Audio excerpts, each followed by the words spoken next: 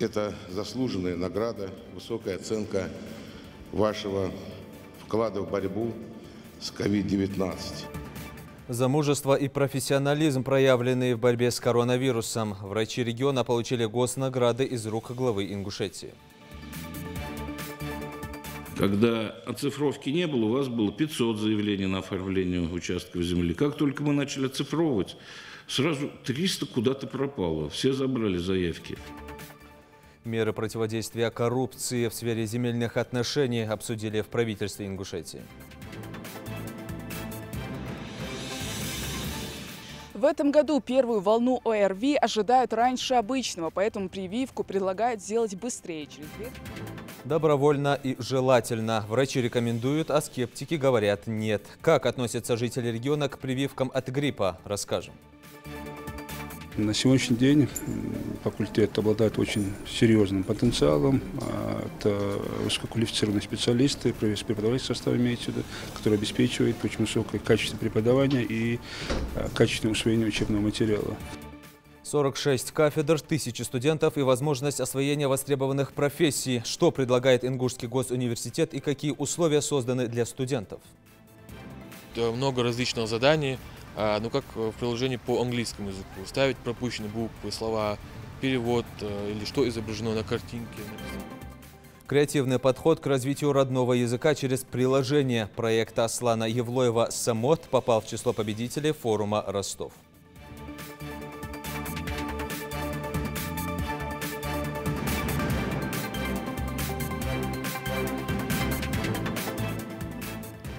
На телеканале Ингушетия новости 24. Здравствуйте.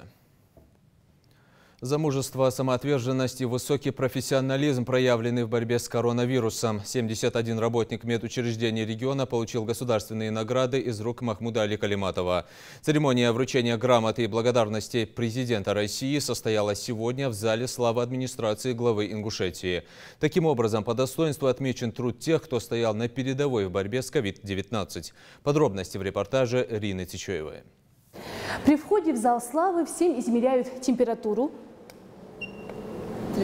обрабатывают руки кожным антисептиком. Все это очень важно, ведь награждают сегодня врачей, людей, которые работают с больными коронавирусной инфекцией. Каждому поколению нужны люди, способные вдохновлять, задавать ориентиры, совершать героические поступки и учить верить в свои силы. Все они здесь, в одном зале. Врачи, медсестры, фельдшеры и водители скорой. Глава республики отметил, что собрались сегодня особенные люди, чья профессия одна из самых благородных. Почетные грамоты и благодарности президента Российской Федерации Владимира Владимировича Путина, ордена Пирогова, который мне предстоит вручить вам сейчас. Это заслуженная награда, высокая оценка вашего вклада в борьбу с COVID-19. Мы направили все, чем располагали. Все имеющие ресурсы, административные, финансовые, людские, отдавая приоритет жизни и здоровья людей. Мы в условиях неблагоприятной бюджетной ситуации изыскали необходимые средства для подготовки режима повышенной готовности и последующей работы системы здравоохранения. Огромную помощь нам оказал федеральный центр. Были выделены финансовые средства, автомобили скорой помощи. Президентом было направлено у нас 2 бригады. До этого еще первая была бригада 3 человека, последующим по 6 человек бригады были направлены. Кроме того, Ил-76 привез нам груз. Вы, врачи, медсестры, другие работники, скорая помощь, каждый из вас внес тот вклад, который был необходим. Гордимся все мы, и вся страна, и в республике, тем, какой самоотдачей вы в трудных условиях, в костюмах делали свою работу. Сутками, месяцами. Хотелось бы в этот день пожелать вам здоровья, сил, удачи, новых достижений, благополучия вам и вашим близким, семьям. Первая в наградном списке Пердулс Миржоева. Фельдшером Сужицкой станции скорой помощи она работает больше 30 лет.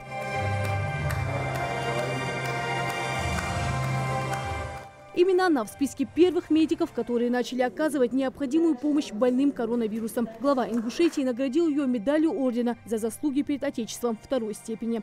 Трудно было, самое трудное в этих костюмах работать, но все равно мы справились. Помогали нам и глава, и министерство, и наше руководство. Действительно очень и морально, и материально помогали.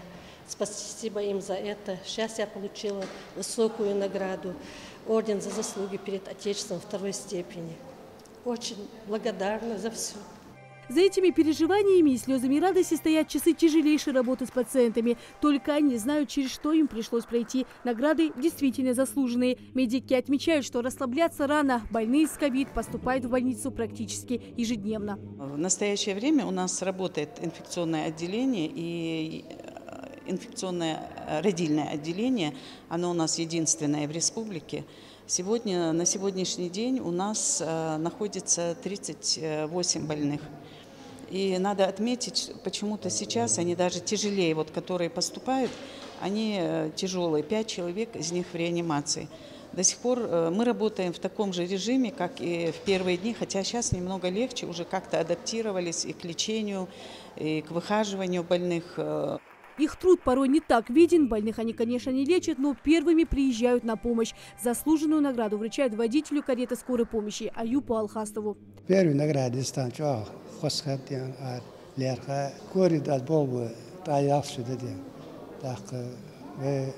российский пача награду хадихауз награду тумуш. Коронавируса бог баба амаш барбдени беннож барбдени. Из администрации президента России поступили 70 поощрений для медиков, 30 почетных грамот, 40 благодарностей и 1 медаль ордена за заслуги перед Отечеством второй степени. Но это только первый этап награждения. Работы было достаточно много, нагрузка была большая, и очень приятно, конечно. Мне вдвойне приятно, что поощрили наших коллег, всех и фельдшеров, и медицинских сестер, и врачей, которые были на передовой, и врачей-реаниматологов я видела. В свете этих последних событий, этого нового заболевания, я по-новому узнала многих своих коллег, горжусь ими. Я работаю врачом-терапевтом в Малгобекской районной центральной больнице, получила почетную грамоту президента Российской Федерации, чему очень благодарна. И, соответственно, для меня это сегодня праздник. Ситуация с пандемией по коронавирусной инфекции в нашей стране, в республике была очень тяжелая. Вначале было очень тяжело, потому что мы сами не знали, с чем имеем дело, не было никаких стандартов, в принципе, да. Но со временем мы нашли выход, выложились по полной программе, получается, включили всю свою ответственность, все свои знания и пришли к хорошему итогу. Заслуженные государственные награды, грамоты и благодарности работникам медицинской сферы региона до конца года вручат еще более 200. Рина Цычуева, Асхаб Белакиев, Новости 24. В Магасе состоялось заседание комиссии при главе Ингушетии по координации работы по противодействию коррупции. Встреча прошла под председательством премьер-министра республики Владимира Сластенина. Главной темой обсуждения стали меры по противодействию коррупции в сфере земельных отношений, связанных с распоряжением и использованием земельных участков, находящихся в государственной или муниципальной собственности. Ранее руководством республики был признан тот факт, что земельный участок относится к одним из самых высоколиквидных объектов недвижимого имущества, которое при комплексном и правильном подходе даст возможность успешно решать общие стратегические задачи по развитию экономики субъекта. Подробности в нашем материале. Территории являются объектами коррупции для разного рода субъектов земельных отношений. Следовательно, одним из факторов, отрицательно воздействующим на эффективное управление земельными ресурсами, является коррупционный риск. По сообщению представителя Министерства имущественных и земельных отношений Республики Ингушетия, к наиболее характерным правонарушениям относится предоставление земельных участков на праве аренды в нарушение норм действующего законодательства. Например, нарушение процедуры проведения аукционов, торгов, нарушение порядка изменения разрешенного использования земельного участка, нарушение порядка образования земельного участка и другие действия. С учетом анализа состояния коррупционных проявлений, нарушений обязательных требований в сфере земельных отношений, связанных с распоряжением и использованием земельных участков, Министерством проводится активная работа по предупреждению подобных коррупционных проявлений и пресечению нарушений требований земельного законодательства. В частности, министерством максимально обеспечивается открытость и прозрачность предоставляемых государственных услуг в сфере земельных отношений. Так, при образовании земельных участков, а также при организации проведения аукциона на право заключения договора аренды земельного участка, министерство направляет единовременные запросы в органы местного самоуправления, в государственные органы, это Компластстрой, Минприроды и другие заинтересованные службы по предоставлению следующей информации, необходимой для принятия правильного решения. Премьер Ингушетии подчеркнул, что руководство республики в лице главы Махмуда Али Калиматова ведет крайне жесткую политику по земельным вопросам, и в дальнейшем она будет ужесточаться. Он отметил, что просто увольнение не является наказанием для недобросовестных чиновников. Мы с Нового года полномочия по распределению управления земли перешло в ваше ведомство. Что изменилось? Стало больше заявок, стало меньше вопросов, разбирательств. Потому что я помню эту цифру. Когда оцифровки не было, у вас было 500 заявлений на оформление участков земли. Как только мы начали оцифровывать, сразу 300 куда-то пропало. Все забрали заявки. И глава тогда сказал: все, у кого по закону, пожалуйста, через суд мы оформим. Все, кто пытается получить не в правовой форме, до свидания. Что сейчас, вот то, что Игорь Анатольевич задает вопрос, как это повлияло, оцифровка-то? Она остановила, уменьшила, увеличила желающих. Эти материалы пока не используются. Мы остановили, короче. Вот это тоже результат. Это тоже результат. Этот год пандемии мы даже через наше народное собрание приняли ряд законов, которые позволяли нашим арендаторам льготы до декабря месяца. Да, ну поэтому вот мы надеемся, что со следующего года мы увеличим в бюджете именно в строке не налоговых доходов резкое увеличение. Это вот ваша задача, одна из задач. Мы формируем реестр нерадивых чиновников по аналогии реестра нерадивых строителей. Мы прекрасно понимаем, что они используют любую возможность для уклонения от ответственности. В течение 2 лет по закону они обязаны предоставлять информацию о предстоящем трудоустройстве. То есть без нашего согласия не могут продолжить карьеру. Тут мы должны ввести контроль. Людям с сомнительной репутацией будет отказано в трудоустройстве, резюмировал Владимир Сластенин. Зелимхан Калоев, Хусен Гагиев, Юсуп Ханиев, Фатима Нальгиева. Новости 24.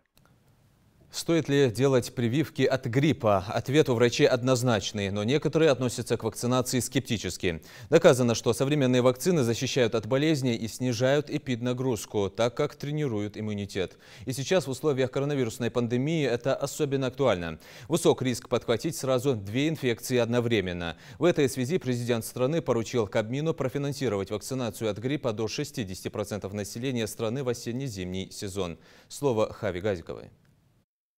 В этом году первую волну ОРВИ ожидает раньше обычного, поэтому прививку предлагают сделать быстрее. Через 2-3 недели полноценно формируется иммунитет, который защитит не только от гриппа, но и от других респираторно-вирусных инфекций.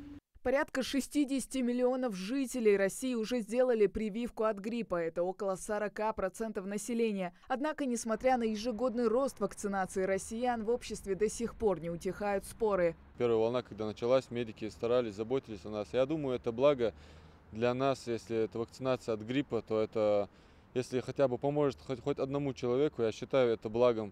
Я, конечно, за вакцинацию. А кто-то, к примеру, уверен в бессмысленности процедуры. Появляются каждый год новые штаммы. Даже помню в школе, когда я делала еще прививки от гриппа, через какое-то время я обязательно заболевала. И мне кажется, что лучше всего повышать иммунитет естественными способами, не прибегая ко всякого рода уколам или таблеткам. По данным ВОЗ, ежегодно на планете от гриппа умирают до 500 000 человек. По заявлениям специалистов, вакцинация в первую очередь призвана защищать от возможных осложнений – пневмония, воспаление сердечной мышцы и головного мозга. Это особенно важно для маленьких детей и людей со слабым здоровьем. Впрочем, это далеко не последняя причина важности прививок, так как в этом году вопрос о вакцинации стоит более остро. Идет заболеваемость населения, вообще всего мира, мы знаем, да, и в том числе Республики Ингушетия, новой коронавирусной инфекцией. И это вынуждает нас, медиков, принимать определенные решения. То есть несколько раньше советовать провести эту вакцинацию, вернее ее пройти. Для чего? Для того, чтобы не было наслоения. И в случае заболевания гриппом и наслоения на него коронавирусной инфекции, будут достаточно серьезные осложнения. По словам представителя Роспотребнадзора, беспокоиться не о чем. Вакцина та же. Ингушетия получила более 50% от планируемого количества доз. По данным на 16 число этого месяца уже привито у нас в республике свыше 27 тысяч человек. Вакцинация продолжается. Даже вот засняли по телевизору в этом кабинете, когда прививались наши сотрудники, то есть, немножко, чтобы успокоить людей, показать, что это не так страшно, как им кажется. На самом деле это плановое мероприятие, и я очень рекомендую всем его пройти. В поликлиниках бесплатные прививки продлятся до конца ноября, начала октября. А врачи тем временем напоминают, чем больше вакцинированных, тем больше коллективный иммунитет. А значит, шансов у вируса распространиться намного меньше. Хава Газикова, Магомед Шаухалов. Новости 24.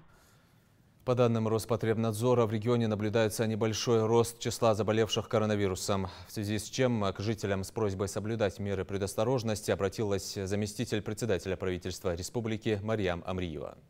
После летнего, так сказать, отдыха, после летних каникул мы вступаем в осенне-зимний период. И, конечно же, всех нас волнует, какая нас ситуация ждет, именно связанная с коронавирусной инфекцией. Никуда эта коронавирусная инфекция не делась. Она присутствует в нашей жизни, к сожалению. Это обстоятельство диктует нам определенный образ жизни. И мы уже прошли этот образ жизни. И я призываю к тому, чтобы мы понимали, что, несмотря на то, что мы справились с ситуацией, были приняты все необходимые меры, была оказана помощь федерального центра, все свои ресурсы республики мы мобилизовали. В целом мы видим, какой большой сегмент здравоохранения направлен именно на борьбу с этим недугом. Но ведь многое зависит от поведения жителей, от того, как мы с вами ведем себя. Если мы нивелировали все эти вопросы, минимизировали, справились, то это не значит, что мы дальше должны расслабляться. Вот это самый ключевой момент, который мы сегодня должны с вами иметь в виду. Нужно соблюдать все правила, которые нам определяет Роспотребнадзор, правила жизни, правила поведения. Соблюдать масочный режим, социальную дистанцию, дезрежим. То есть это обязательном порядке мы должны делать. Мы же понимаем, что от этого вреда мы себе не принесем. Это точно, но убережем, может быть, себя от лишнего риска. Поэтому я всех вас призываю, пожалуйста, будьте бдительны, соблюдайте режим, соблюдайте правила, не стесняйтесь носить маски. Избегайте большого скопления людей. Даже если оно происходит, то мы должны понимать, что мы должны все-таки держать какую-то дистанцию и беречь себя, свои семьи, своих детей и, конечно же, заботиться друг о друге. 46 кафедр, квалифицированные преподаватели, 1000 студентов и возможность освоения самых востребованных профессий. Ингушский государственный университет предлагает современные условия обучения. На базе НГГУ функционирует несколько блоков, оборудованных по последнему слову техники. А учебным операционным блокам, имеющимся в новом корпусе естественно-научных дисциплин в Магасе, могут позавидовать ведущие клиники страны. Также в регионе работает и Исламский институт. О возможностях для светского и духовного просвещения в репортаже Зелимхана Калоева. Университет будущего. Юристы, экономисты, филологи всех направлений подготовки студентов и не счесть. На базе ИНГУ функционирует 46 кафедр. Поступают сюда не только жители региона, но и иностранные абитуриенты. Мухаммад Абу Малик приехал из Палестины. С выбором вуза долго не раздумывал. Из доступных сотен вариантов по всей стране остановился именно на Ингушском государственном. В подготовительном году там 10 месяцев. И после этого поступил тут несколько времени назад, 2 месяца. И все получилось хорошо. Живу в общагу тут, недалеко с университетом. Мне тут помогали друзья, я познакомился с много друзей. Очень хорошие отношения, очень хорошая дружба. Тем более, что самые главные мусульмане, понимаем друг друга. Самые хорошие по нации, ингушский народ. Условия для студентов созданы самые лучшие, поэтому уезжать из региона и страны в другие вузы многие и не думают, тем более, когда расходы огромные, а ситуация в мире неспокойная. За 25 лет работы университет может дать фору многим ведущим высшим учебным заведениям, современная аудитория, учебные римские кабинеты с мультимедийным оборудованием. А для студентов юрфака функционирует зал для судебных заседаний и лаборатории для будущих криминалистов. Практике здесь уделяется особое внимание. На сегодняшний день факультет обладает очень серьезным потенциалом. Это высококвалифицированные специалисты, преподавательский состав имеется в виду, который обеспечивает очень высокое качество преподавания и качественное усвоение учебного материала. Помимо этого мы стараемся привлекать правоприменителей. Это и у нас ведут занятия, приходят, общаются с студентами, передают свой опыт работники судов, общей юрисдикции, судьи Верховного суда. При таких условиях грех не учиться, говорят наставники. Более 7 тысяч студентов, 310 преподавателей, в числе которых более 40 докторов и профессоров наук. В университете открыт инжиниринговый центр, который получает заявки на поставку сорбента из разных регионов страны. Налажен международный студенческий обмен и совместная с зарубежными коллегами научная деятельность. А в скором времени вуз обещает выдавать дипломы международного образца. В этом году, если бы не пандемия, здесь ожидали много абитуриентов из других государств. Как только проблема будет в плане здоровья будет решена, конечно, студенты у нас будут учиться.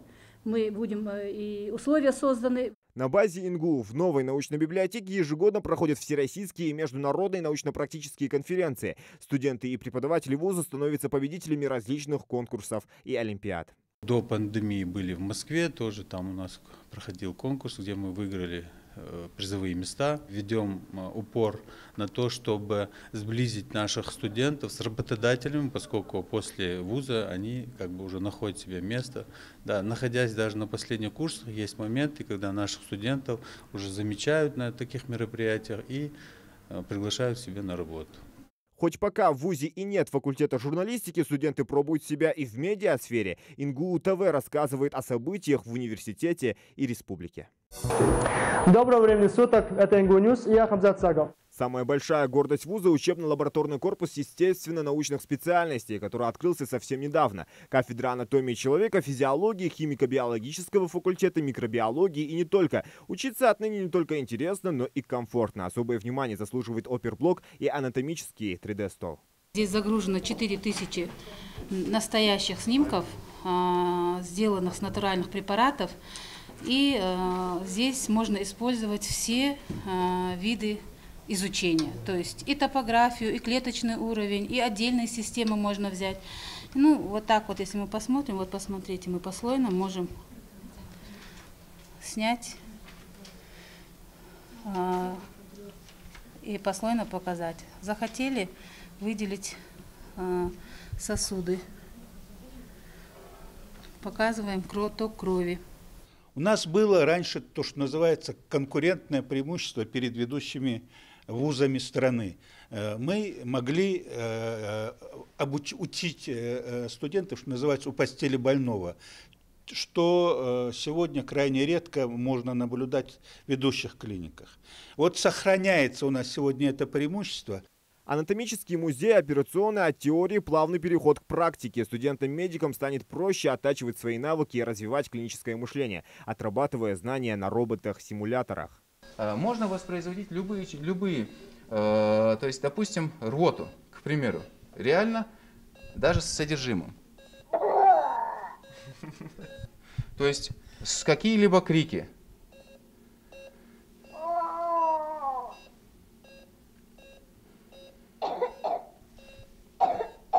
То есть, соответственно, вот это все, оно действительно, как бы вам сказать, дает такую возможность реальности вот, оказываемой помощи, проводимой, все вот соответствует. Вот, смотрите, вот сейчас он вовсю трясется, у пациента судороги. Самое интересное, выпускникам обязательно придется проходить через аккредитационно-симуляционный центр. Помимо всего прочего, уже работающие медики смогут повышать здесь квалификацию. Был главный врач детской больницы, сразу говорит: о, Симмама. Ее привозил к нам институт Кулакова. Он у нас есть. А институт Кулакова, вы знаете, если не знаете, это ведущий институт по акушерству и гинекологии в стране. Стернальная пункция. У нас там есть возможность обучать стернальной пункции. Да всю республику ей владеют 2 человека, говорят. У нас есть возможность, сколько надо, столько и обучить, так сказать, этой стернальной пункции. Также вместе с новым корпусом открылся и досуговый центр, словно отдельный дом культуры, только намного масштабнее. Концертный зал на 500 мест, оборудованный световым и звуковым оборудованием. Зал хореографии, несколько гримерных. С такими условиями студенты уходить отсюда не хотят. У меня последний курс, и как-то все-таки грустно уходить, так как я многое получила от университета. Работа ведется и по профилактике с терроризмом и экстремизмом. Также с прошлого года открыли новые программы обучения. ВУЗ старается выпускать востребованные региону профессии. Направление педобразования – это история и обществознание, одно направление, одна программа. И вторая программа – это география и БЖД. Открыты также новые направления подготовки. Это нефтегазовое дело, это электричество и электротехника, значит, природопользование и социальная работа. С 1994 года работает в регионе и еще одно высшее учебное заведение – Исламский институт. Тут получает знания около 200 студентов. Готовится к выпуску и Магомед Хамхоев. Дін бақуыныш, сол тәе қозғылықты тұғыны даймо да ейтат тұғын. Қарса өшметі, өз қарса өйән, шейдезіл қочық олышсыны, штап олыжы, қолыса бұрты болыжы, қоздава аши бол. Необходимости выезжать за пределы для религиозного обучения нет. Студентов обучают грамотные и квалифицированные знатоки ислама. Полные за пределами России, да, Ахабатя, да, Ахаш, дуатыш, нормально қуачын, балла дейш метик, озе, и молбеки исламский университет мивека ой республики. Так, Татарстане исламский университет Казани и Булгария, академия, Хаилай, Булгарская академия. Цуч, исламская академия, магистратура, докторский степень. И от озер Диша бян студенты, выпускники ЖБ, озер бян в 2018 году озер, в 2019 году суак ошер висок поступить дядь. Хаммашты делачи царен елжу экзамен цигер хейхер кой цест болачишты лыка елачи уровня даян экзамены царь. Выпускники учебного заведения не раз удивляли преподавателей Болгарской исламской академии Татарстана своим эзделом и воспитанностью. И неудивительно, ведь этому уделяется тут отдельное внимание.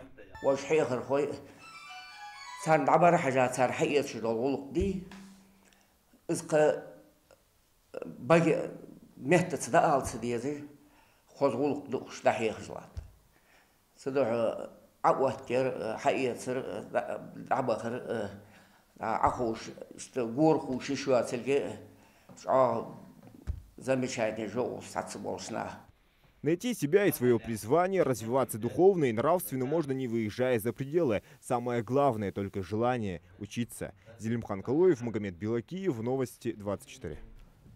Газовая служба рекомендует потребителям голубого топлива не откладывать проверку счетчиков. Прибор учета, не прошедший инвентаризацию, считается вышедшим из строя, и его показания не принимаются. Стоит отметить, что в соответствии с постановлением правительства проверка приборов учета коммунальных ресурсов, в том числе счетчиков газа, была временно приостановлена из-за неблагополучной эпидобстановки. Получается, что поверка прибора учета газа, у которых закончился межпроверочный интервал, будет приниматься в том случае, если прибор учета газа не будет на нем механические повреждения. Хотел бы заметить, что в этот нормативный акт попадают только те приборы учета газа, у которых срок поверки прибора учета газа истек 6 апреля.